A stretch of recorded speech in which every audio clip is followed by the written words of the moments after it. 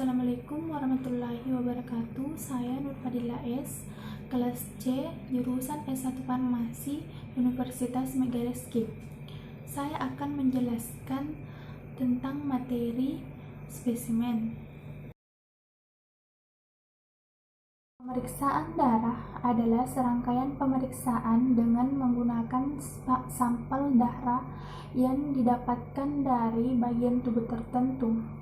Tujuan pemeriksaan yaitu untuk mendeteksi penyakit, mengetahui fungsi organ, mendeteksi adanya racun tertentu, efek obat, dan mengetahui kondisi kesehatan secara keseluruhan. Pengambilan sampel pertama pada darah kapiler. Pada orang dewasa diambil pada ujung jari atau anak daun telinga untuk mengambil darah kapiler, sedangkan pada bayi atau anak kecil diambil pada tumit atau ibu jari kaki. Tempat yang dipilih untuk pengambilan sampel tidak boleh menunjukkan gangguan peredaran darah. Pengambilan yang pertama, bersihkan tempat yang akan ditusuk memakai kapas beralkohol 70% dan biarkan sampai kering. Kedua, peganglah bagian yang akan ditusuk supaya tidak bergerak dan tekan sedikit supaya rasa nyeri berkurang. Ketiga, tusukkan dengan cepat memakai lancet steril. Pada jari, tusukkan dengan arah tegak lurus pada garis-garis sidik jari dan tidak boleh sejajar. Bila yang akan diambil pada anak daun telinga, tusukkan pinggirnya dan jangan sisinya.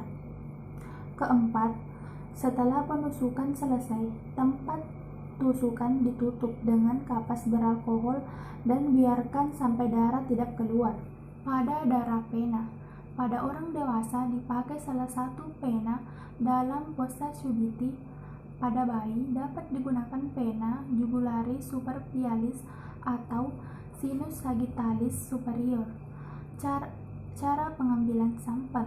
Yang pertama, ikat lengan atas dengan karet pengikat atau tourniquet. Kemudian tangan dikepalkan. Yang kedua, tentukan pena yang akan ditusuk, kemudian sterilkan dengan menggunakan kapas beralkohol 70%. 3. Tusuk jarum spuit atau disposable syringe dengan posisi 45 derajat dengan lengan. Yang keempat, setelah darah terlihat, masukkan dalam spuit. Rubah posisi spuit menjadi 30% dengan lengan, kemudian hisap darah perlahan hingga diinginkan. Yang kelima, setelah volume cukup, buka karet pengikat lengan, kemudian tempelkan kapas beralkohol pada ujung jarum yang menempel di kulit, kemudian tarik jarum perlahan-lahan. Yang keenam, biarkan kapas beralkohol pada tempat tusukan, kemudian lengan diteguk atau dilipat dan biarkan hingga darah tidak keluar. 7. Pindahkan darah dari disposable syringe ke dalam wadah berisi antikoagulan yang disediakan. Kemudian digoyang secara perlahan agar tidak bercampur. 8. Jika spesimen ingin tetap dalam spuit, setelah darah dihisap kemudian dengan spuit yang sama dihisap pengawet atau antikoagulan. Penanganan spesimen darah. Ada beberapa hal yang harus diperhatikan pada penanganan spesimen darah. Yang pertama, suhu. Kedua, cahaya. Ketiga, pelabelan. 4. Pengemasan. 5. Transportasi. Sampel darah yang diambil dari pena pasien harus didiamkan selama 30 menit sebelum disentrifugasi dan dipisahkan serumnya. Penyimpanan sampel. Pertama, spesimen disimpan dalam wadah tertutup rapat. Kedua, wadah diberi label berisi tentang tulisan identitas pasien, tanggal, jam pengambilan, dan jenis tes yang diinginkan. Ketiga, wadah yang sudah mengandung spesimen ditempatkan pada lingkungan yang sesuai dengan tenggat waktu penyimpanan sesuai jenis tes yang diminta. Pengawetan spesimen. Pengawetan yang digunakan pada spesimen darah adalah jenis pengawet antikoagulansi. Antikoagulansi adalah suatu bahan kimia yang dapat menekan atau menunda mencegah pembekuan darah. Jenis-jenis antikoagulansi: pertama, etilen diamin tetraasetat, kedua, natrium oksalat, 3, natrium sitrat, 4, heparin, 5, natrium fluorida. Penyakit berhubungan dengan pemeriksaan spesimen darah: diabetes, kolesterol, malaria, tifoid.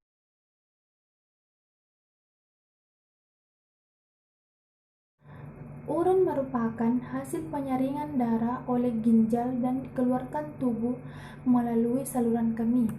Tujuan pemeriksaan tes urin: pertama, tes kehamilan, kedua, mengetahui zat asing, 3, perkembangan penyakit, 4, melakukan diagnosis penyakit, 5, mendeteksi gejala penyakit, 6, pemeriksaan kesehatan rutin. Jenis pengambilan urin: pertama, urin pagi pertama, yaitu diambil pada urin pertama kali pada pagi hari. Yang kedua, urin pagi kedua. Ketiga, urin sewaktu. Keempat, urin 24 jam. Urin 24 jam. Pada hari pengumpulan, pasien harus membuang urin pagi pertama. Catat tanggal dan waktu. Semua urin yang dikeluarkan pada periode selanjutnya ditampung. Jika pasien ingin buang air besar, kandung kemih harus dikosongkan terlebih dahulu. Pengambilan sampel urin: pertama, pasien harus mencuci tangan dengan memakai sabun. Kedua, tanggalkan pakaian dan lebarkan labia dengan satu tangan. Kedua, bersihkan labia dan pulpa menggunakan kasa steril dari depan ke belakang. 4, bilas dengan air bersih, kemudian keringkan dengan kasa steril yang lain. 5, selama proses berlangsung, labia harus terbuka dan jari tangan jangan menyentuh daerah yang telah dibersihkan. 6, keluarkan urin. Aliran urin yang pertama dibuang, aliran urin selanjutnya ditampung dalam wadah steril yang telah disediakan. Pengumpulan urin selanjutnya sebelum aliran urin habis diusahakan agar urin tidak membasahi bagian luar wadah. 7, wadah ditutup rapat dan segera dikirim ke laboratorium. Penanganan urin: urin yang sudah ditampung sebaiknya segera diperiksa karena jika dibiarkan lebih dari 2 jam akan terkontaminasi dan dapat mengubah struktur serta morfologi dari urin tersebut, sehingga hasil pemeriksaan bisa menjadi negatif atau palsu. Jika laboratorium jauh, maka perkirakan jarak laboratorium. Apabila jarak yang ditempuh kurang dari 2 jam, dapat diletakkan pada refrigerator pada suhu 40 derajat Celcius. Pengawetan sampel: perubahan yang terjadi pada urin akibat penundaan pemeriksaan terjadi karena perkembangbiakan bakteri yang dapat mempengaruhi hasil pemeriksaan. Mengawetkan spesimen secara fisik dapat dilakukan dengan metode yang rutin digunakan adalah pendinginan pada suhu 2-8 derajat Celcius. Pada pengawetan spesimen juga dapat dilakukan dengan cara kimiawi yang bersifat bakterisidal yang menghambat urease dan mengawetkan unsur-unsur dalam yang berbentuk dalam sedimen. Pengawet kimia spesimen urin: yang pertama, toluena, kedua, timol, kloroform, asam borat, klorheksidin, formalin, natrium asid, asam klorida, natrium karbonat. Penyakit yang berhubungan dengan pemeriksaan urin: yang pertama, infeksi saluran kemih, kedua, batu ginjal, 3, diabetes, 4, kerusakan ginjal, 4, penyakit liver, dan lain-lain. Pemeriksaan feses. Pemeriksaan feses adalah pemeriksaan yang dilakukan dengan cara pengambilan feses untuk diperiksa. Pemeriksaan feses bertujuan untuk mendeteksi adanya kuman seperti Salmonella, Escherichia coli, Staphylococcus, Shigella, dan lain-lain. Prosedur pengambilan feses pada orang dewasa. Pertama, jelaskan proses pada pasien dan meminta persetujuan tindakan. 2. Menyiapkan alat yang akan digunakan. 3. Meminta pasien untuk defeksi di pispot, hindari kontak dengan urin, cuci tangan dan pakai sarung tangan dengan alat pengambil feses, dan ambil feses ke dalam wadah spesimen, kemudian tutup dan bungkus. Observasi warna, konsistensi, lendir, dan telur cacing atau adanya parasit pada sampel. Buang alat bekas mengambil feses dengan benar. Cuci tangan. Beri label pada spesimen dan kirim ke laboratorium. Lakukan pendokumentasian dan tindakan yang sesuai. Prosedur pengambilan feses pada orang dewasa yang tidak mampu melakukan defekasi sendiri. Pertama, persiapkan alat, kemudian jelaskan prosedur pada pasien dan meminta persetujuan pasien. Kemudian mencuci tangan, memasang perlak pengalas dan sampiran, melepas pakaian bawah pasien, mengatur posisi dorsal recumbent, kemudian memakai handscoon. Telunjuk diberi paselin lalu dimasukkan ke dalam anus dengan arah ke atas, kemudian diputar ke kiri dan ke kanan sampai teraba tinja. Setelah dapat, dikeluarkan perlahan-lahan lalu dimasukkan ke dalam tempatnya. Anus dibersihkan dengan kapas lembab dan keringkan dengan tisu. Kemudian melepas sarung tangan, merapikan pasien dan mencuci tangan. Prosedur pengambilan feses pada bayi. Pertama, jelaskan prosedur pada ibu bayi dan meminta persetujuan tindakan pada ibu bayi. Kedua, menyiapkan alat yang diperlukan. Memantau feses yang dikeluarkan oleh bayi di popoknya, hindari kontak dengan urin. Cuci tangan dan pakai sarung tangan.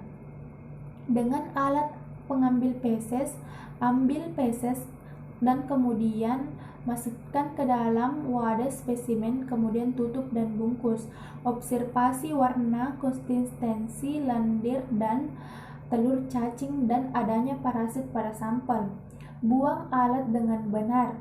Cuci tangan dan beri label pada wadah spesimen dan kirimkan segera ke laboratorium. Lakukan pendokumentasian dan tindakan yang sesuai. Cara penanganan untuk pemeriksaan parasit. Spesimen tinja diawetkan di dalam MIF atau dilarutkan formalin. 2. Untuk pemeriksaan bakteri. Spesimen segera diproses karena ada bakteri yang tidak dapat bertahan hidup dengan adanya perubahan pH dan temperatur.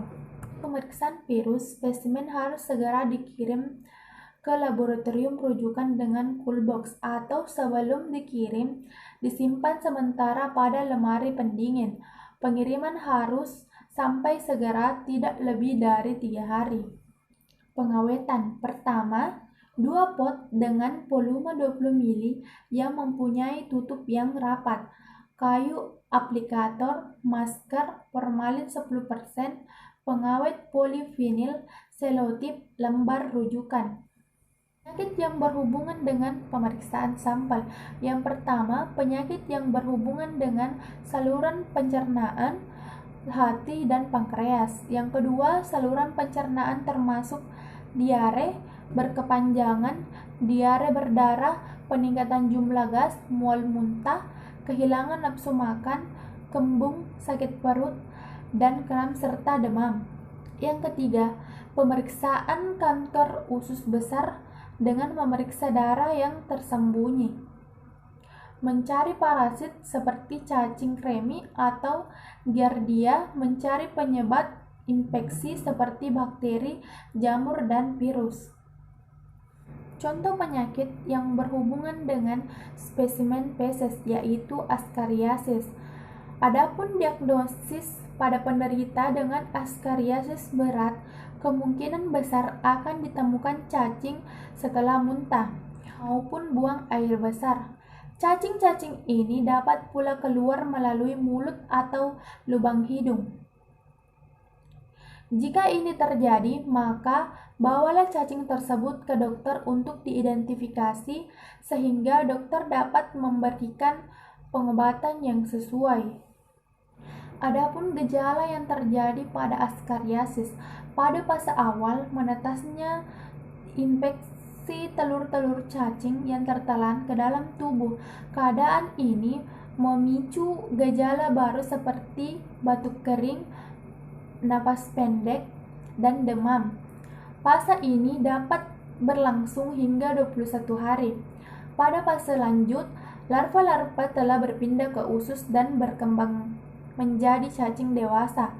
Gejala dapat dirasakan ringan sampai sedang, seperti sakit perut, mual, muntah, diare, atau timbul darah pada tinja. Pengobatan pada askariasis.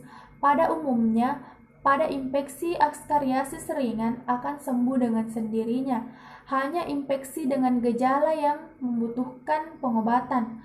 Ada beberapa pengobatan yang dapat dilakukan untuk menyembuhkan penyakit askariasis. Dokter pada umumnya akan memberikan obat cacing seperti albendazol, mebendazol, ivermectin. Obat-obat tersebut dapat dikonsumsi selama 1-3 hari untuk membunuh cacing dewasa. Apabila cacing telah berkembang biak dalam jumlah banyak dan terjadi komplikasi, maka dokter biasanya menyarankan pasien menjalani operasi untuk mengeluarkan cacing serta memperbaiki kerusakan yang di dalam organ yang ditimbulkannya. Adapun faktor pencetus, yang pertama yaitu usia. Sebagian besar orang yang mengalami askariasis berusia 10 tahun atau kurang.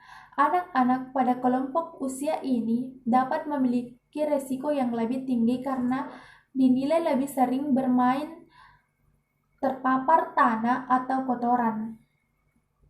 Yang kedua, cuaca hangat. Askariasis lebih sering terjadi di negara-negara berkembang dengan cuaca hangat sepanjang tahun. Ketiga, sanitasi yang buruk. Askariasis sering ditemui di negara berkembang yang memiliki area di mana feses dapat bercampur dengan tanah lokal. Nilai normal sampel. Pemeriksaan makroskopik. Jumlah 100-30 gram per hari dan 70% air dan 30% sisa makanan. Kedua, bau, indol, asam buirat, dan skatol. Ketiga, berbentuk dan agak lunak. 4. Warna kuning kehijauan. 5. Lendir tidak ada. 6. Parasit makro tidak ada, darah tampak tidak ada.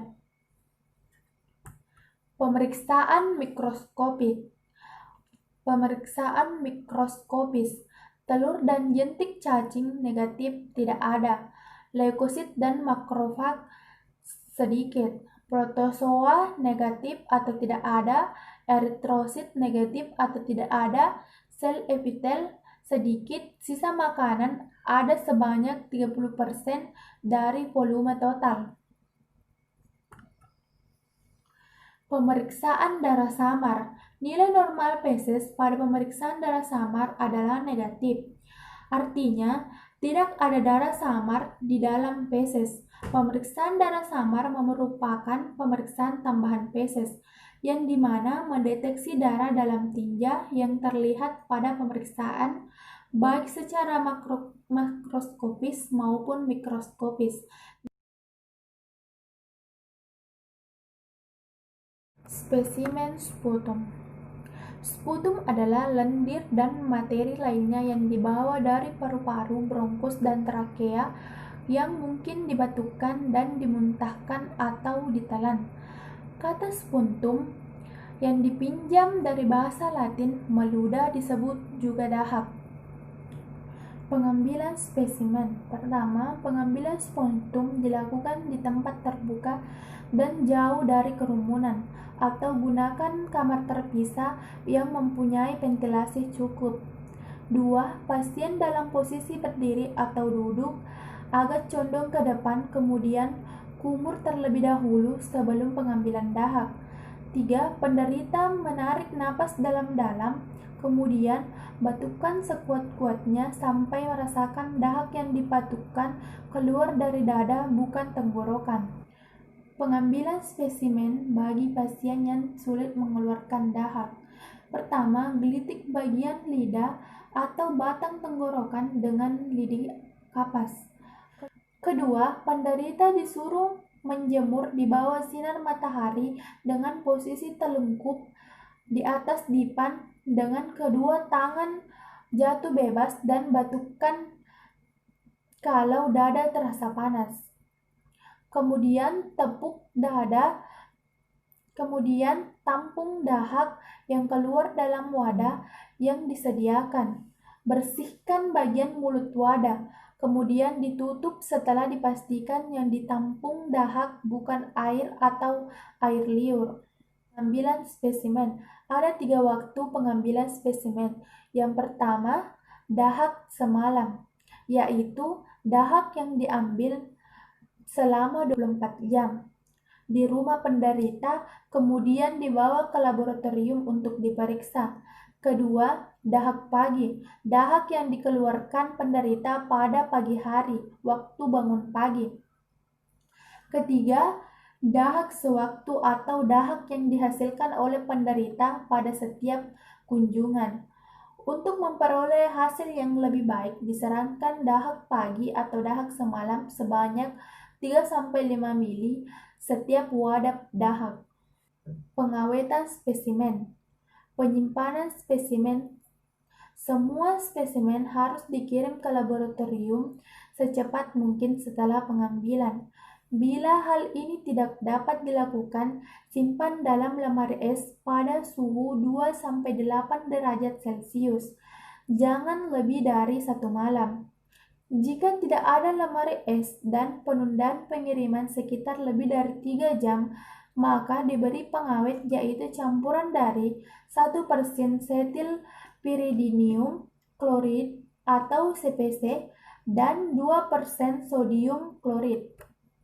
Penyakit yang berhubungan dengan spesimen sputum. Yang pertama, TB paru, pneumonia, bronkitis, abses paru.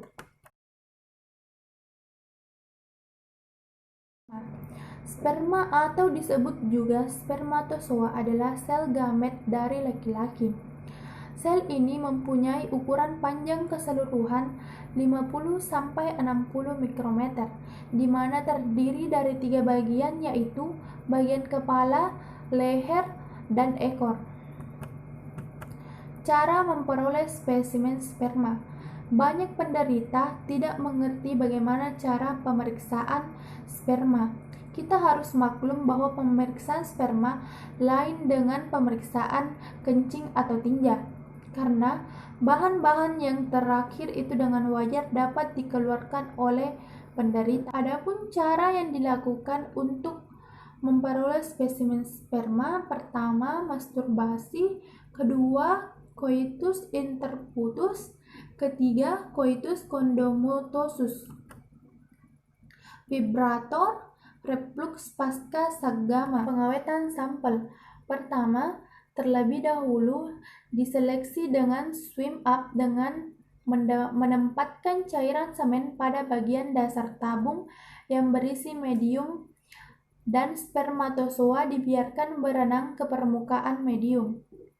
Kedua, spermatozoa yang mencapai permukaan medium diambil menggunakan pipet mikro dan dimasukkan ke dalam tabung 0,5 mili untuk dibagukan pada suhu 8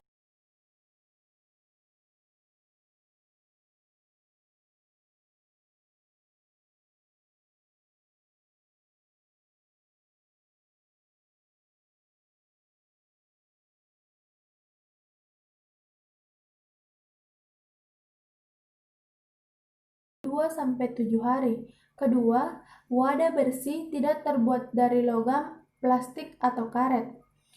Pemeriksaan dilakukan maksimal 1 jam. Penyimpanan tidak boleh pada suhu di bawah 20 derajat Celcius atau di atas 40 derajat Celcius.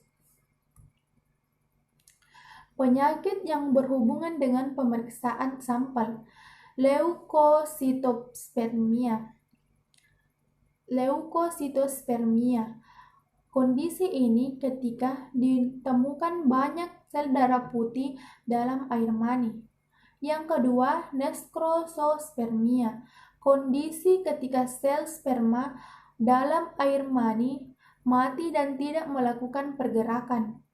Teratosospermia. Kondisi ketika bentuk sperma tidak normal seperti memiliki kepala atau ekor lebih dari satu. Faktor-faktor pencetus. Pertama, pengaruh suhu pada spermatogenesis. Suhu sangatlah berpengaruh pada pembentukan sperma. Peningkatan suhu sebesar 2 derajat Celcius dapat mendegenerasi epitel tubulus seminiferus, di mana struktur ini sangat penting pada tahap pematangan sperma. Akibat degenerasi sel-sel tubulus, yang tersisa hanyalah sel-sel interstisial. 2. Kriptokidisme. Kriptokidisme adalah kegagalan testis bergerak turun dari abdomen ke dalam skrotum. Proses ini sebenarnya terjadi pada perkembangan janin yang distimulasi oleh hormon testosteron. Ketiga, pengaruh jumlah, morfologi, dan motilitas sperma. Pada saat ejakulasi rata-rata 3,5 mili semen dikeluarkan, dan setiap milimeter semen mengandung rata-rata 120 juta sperma, sehingga kira-kira 400 juta sperma dikeluarkan setiap ejakulasi. Ketika jumlah sperma per mililiter di bawah 20 juta, diperkirakan seorang pria mengalami infertilitas. 4. Paparan bahan tertentu. Adapun pengobatan, yaitu berhenti merokok, olahraga yang teratur, kurangi mengkonsumsi alkohol, batasi penggunaan ponsel, salah satunya bahaya ponsel adalah blue light. Adapun nilai normal sampel. Yang pertama, jumlah sel sperma air mani normal 39 sampai 926 juta sel. Kedua, volume air mani normal 1,5 sampai 7,6 mili. Ketiga, konsentrasi sel sperma normal dalam air mani 15 sampai 259 juta per mili. 4. Motilitas sperma yang normal 32 sampai 75%. Kemudian morfologi sperma yang normal yaitu 4 sampai 8%.